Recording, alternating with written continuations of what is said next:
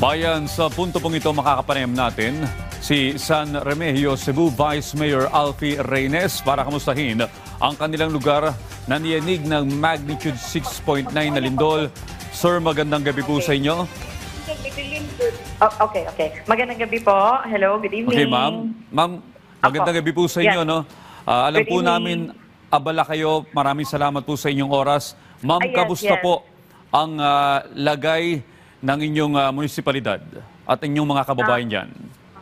As of now po, we have 300 families na we evacuated po in our command center, and then we have other evacuees po in their respective barangay. So as of now, many help are coming in, food, water, food packs, rices, bread, and I think what we need the most is tents, gensets, and water trucks for water bathing po.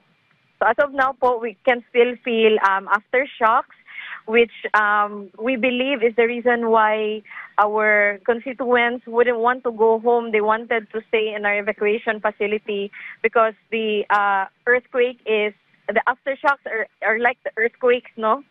Hindi yung aftershocks na hindi mo ma-feel. Ito, na-feel mo talaga. Well, nakapanayam po namin, Vice Mayor, ang PHIVOLCS kanina at sinabi niya nga po na magtatagal pa yung mga aftershocks na mararamdaman ninyo. Pero nasubukan niyo na po bang bisitahin yung inyong mga kababayan na nasa mga evacuation center? Kamusta po sila, ma'am? So far po, hindi pa po kami nakaka-visit sa kanila today because this day po is the road is not passable going to their area kasi we have some bridges po that got broken during the earthquake. And just late this afternoon, we knew that the PNP had permitted to cross over the bridge so we could visit them, and they have visited them na po. So as of now po, the situation per barangay is they have their own evacuation facility po in an open area where they have evacuated those people in a landslide-prone area and a flood-prone area and those in the shoreline po. Vice, magkakaroon ba ng problema sa logistics kung maghahatid ng tulong sa mga lugar na naapektuhan ng lindol?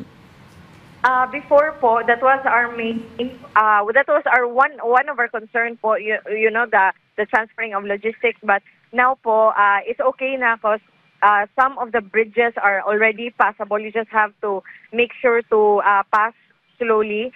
It's just that some areas po is we can't have signal on what they need. So when we go there, we just bring what we think they will need kasi there's no signal na po sa area. Pero as of now po, it's passable na.